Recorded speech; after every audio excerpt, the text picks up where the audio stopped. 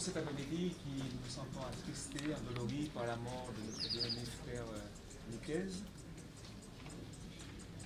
de par sa disparition inattendue et brutale. Le moment est venu pour nous de placer son corps dans ce tombeau qui constitue sa demeure de repos, son lieu de conscience, en attendant le jour où Jésus rétablira toutes choses. Selon le témoignage de la vie de notre frère, nous avons toutes les raisons de croire qu'ils feront partie de ceux qui entendront le son de la première trompette.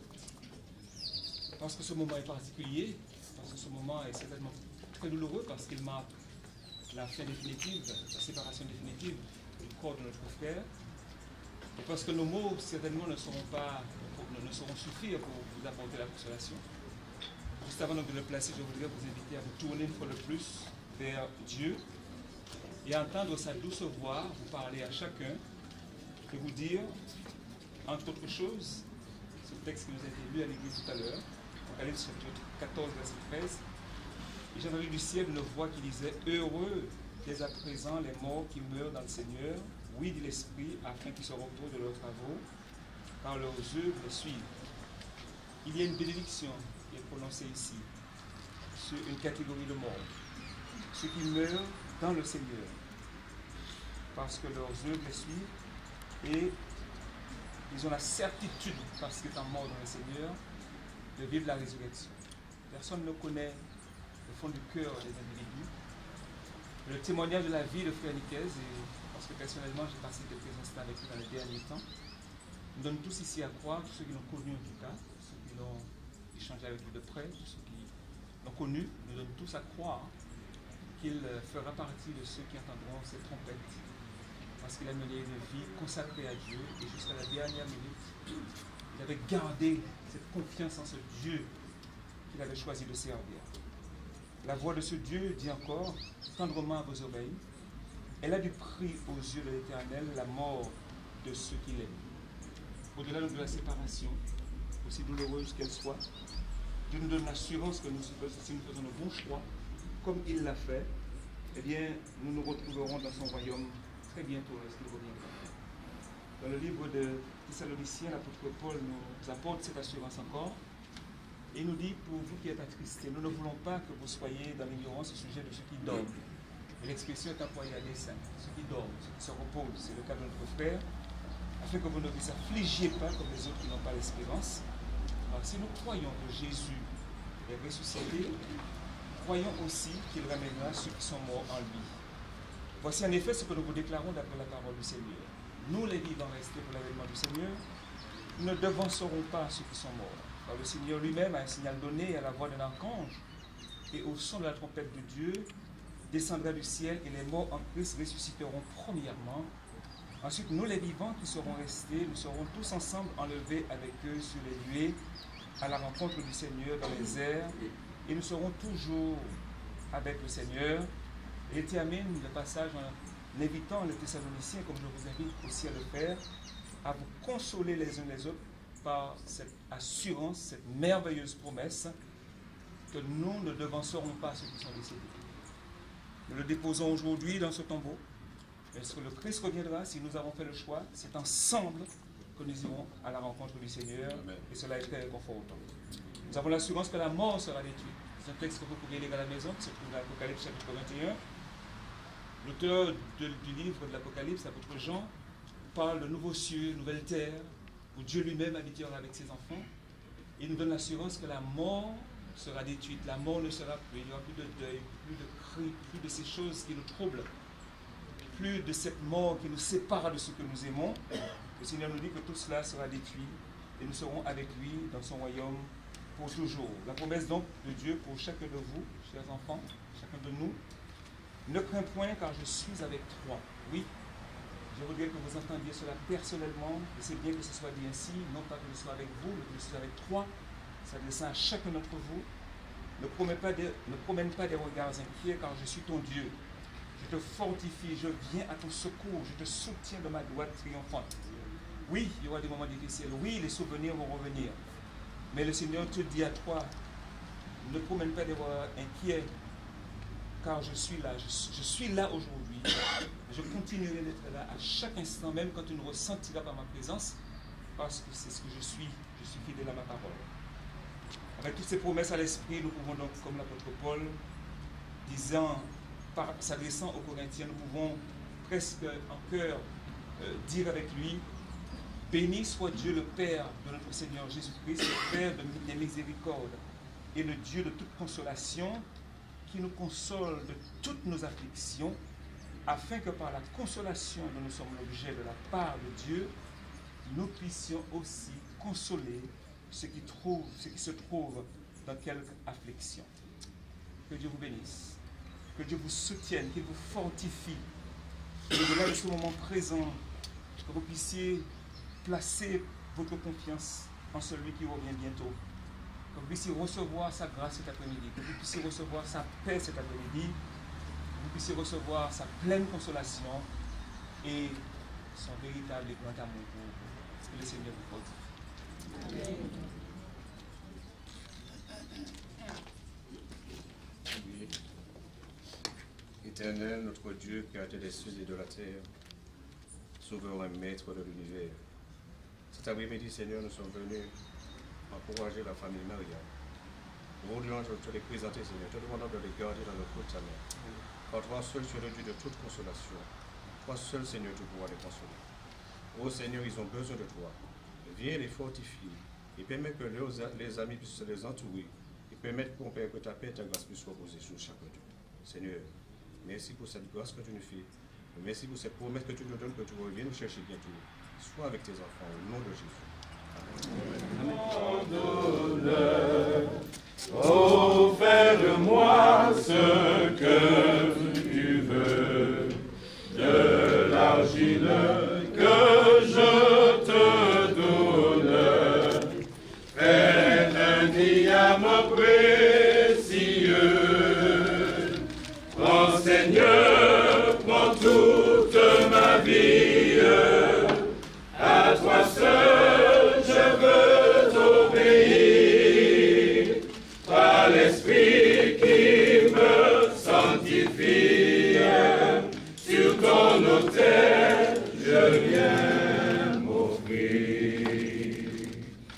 Tu connais ma grande faiblesse, mon impuissance à te servir. S'il faut que ta main me blesse, ton amour saura me guérir. Prends, Seigneur, prends toute ma vie. À toi seul je veux t'obéir. Par l'Esprit qui me sanctifie, sur ton autel je viens m'offrir. Oh, ne m'épargne ni la flamme, ni le ciseau divin tuteur, que ton esprit forme mon âme à l'image de son sauveur. Prends, Seigneur, prends toute ma vie. À toi seul je veux t'obéir.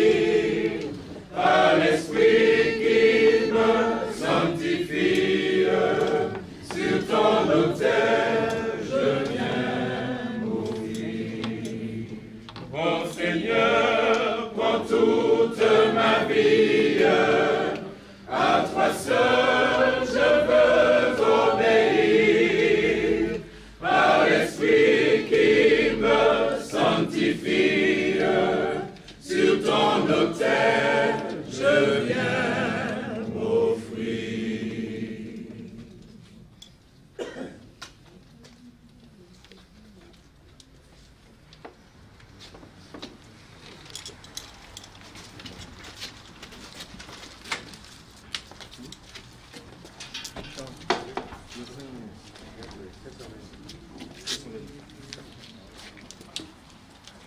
Ne crains rien, je t'aime, je suis avec toi. Oh,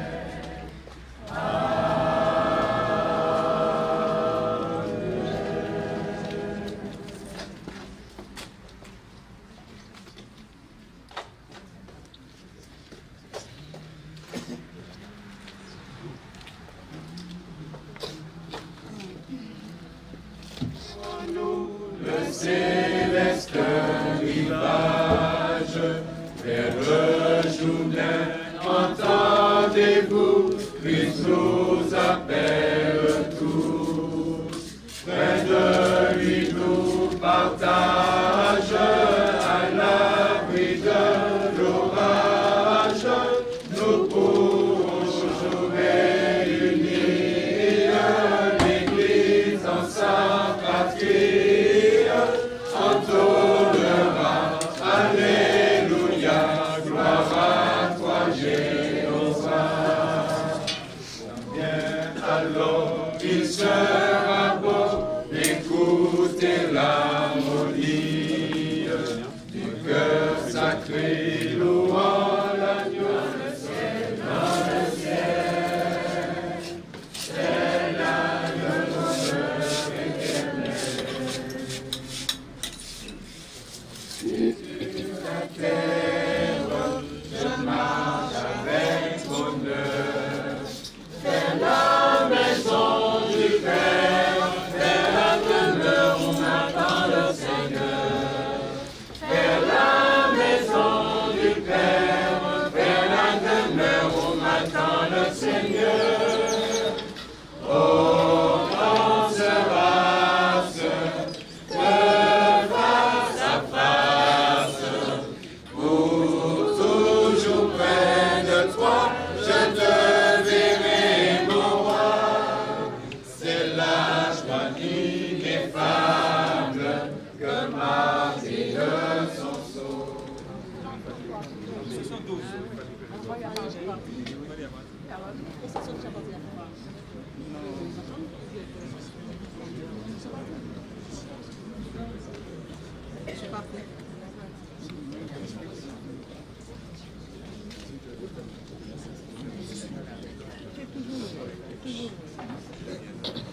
Oh, mon sauveur face à face, Voir Jésus dans sa beauté. Oh, alors suprême grâce, oh bonheur, félicité.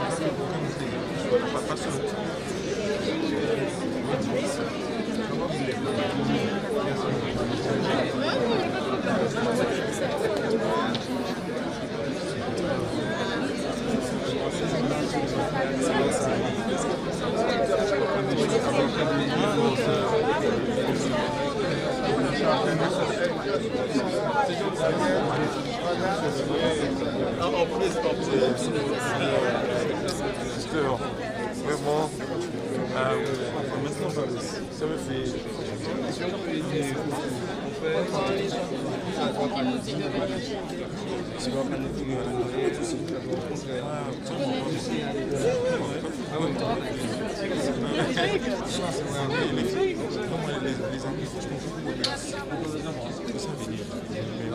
Votre simple présence, ça fait toute la différence.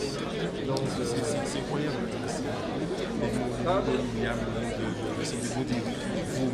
C'est bien pour moi, c'est voilà, c'est comme ça. Il y en a plus de choses, franchement. Allez, ça m'a fait dire moi. Merci beaucoup. Vraiment, ça m'a fait plaisir.